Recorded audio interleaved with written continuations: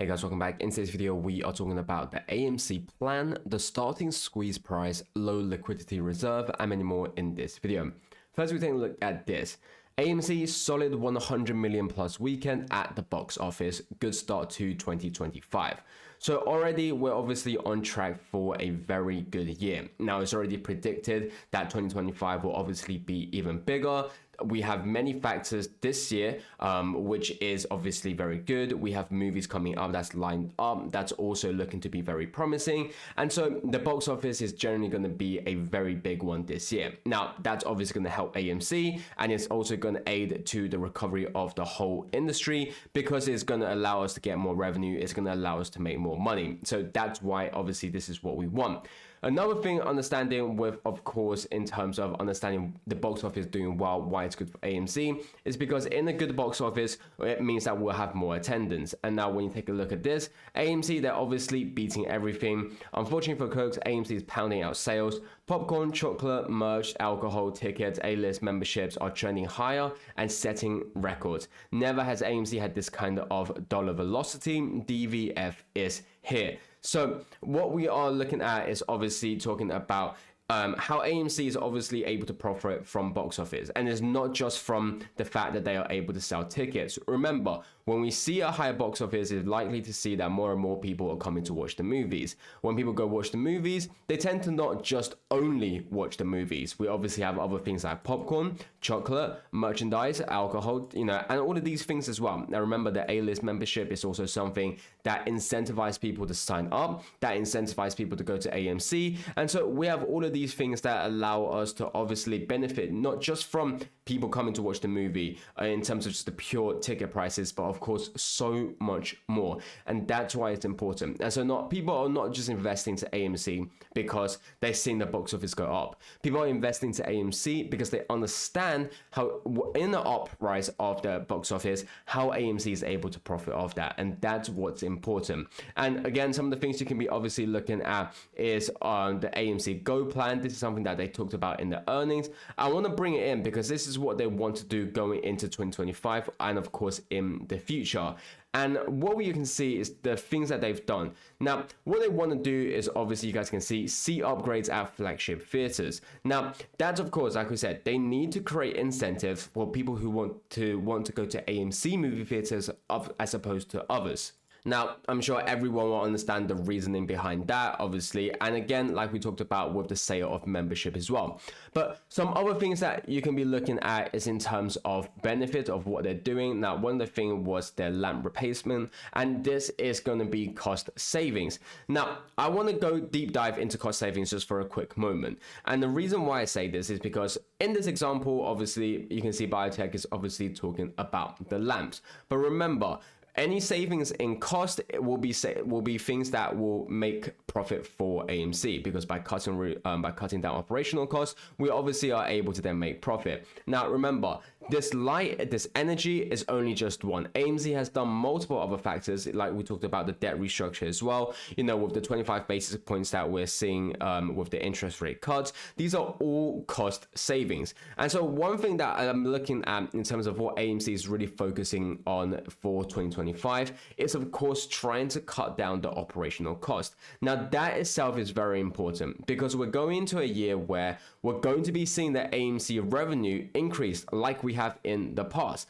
And so if we're able to still see their trajectory of revenue going up and their operational costs going down, then you can obviously see how that will lead to more profitability. And again, this isn't just one factor going. This is both factors that contribute to profitability going down and in terms of allowing AMC to grow. Because what you can understand is that normally, it's for people to make more profit is either they're increasing their revenue or they're cutting their operational cost. But for AMC, they're doing both, and that's what's important.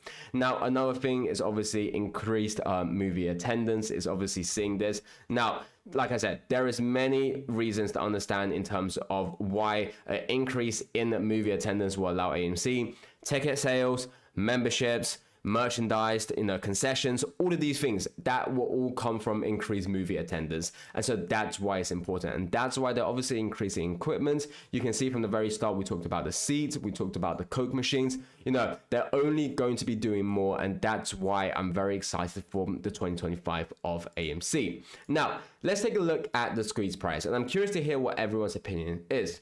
In my opinion, AMC squeeze starts at $10,000 per share, aka $1,000 per share pre-reverse split, and can be infinite. Coincidence, Berk A went from $685,000 per share to zero when GME slightly bumped. What a coincidence of a glitch. They may be using Berk A as collaterals for their short positions. Think about it, it's been 4 additional years of naked short selling, placing non-authorized IOU placeholders in the public's brokerage account without locating or having any available shares to do so. They must buy these shares back at any price to close their positions. And so this is what we talked about. And again, everyone obviously have different reasons and different understandings of what the starting squeeze price is. But some of the things that we want to talk about is obviously we see that when AMC and GME, whenever they have these slight, pump up in price, whenever they go up like 10%, 20, 30%, you're seeing glitches happening all over. Now, one of the things we've known in the past is obviously how shorts have been using Nvidia as a way of collateral. And that's why when we see Nvidia going up, you can see why the pressure on AMC is going up as well, because their value is obviously increasing. Now, with Nvidia obviously as the biggest company, now even bigger than Apple, you can obviously see how that's going to be worth even more. But not only that, we know that they're using other shares as collaterals. We know they're using cryptos and ETFs as collaterals as well. Now, in this case, they may also be using Berk A.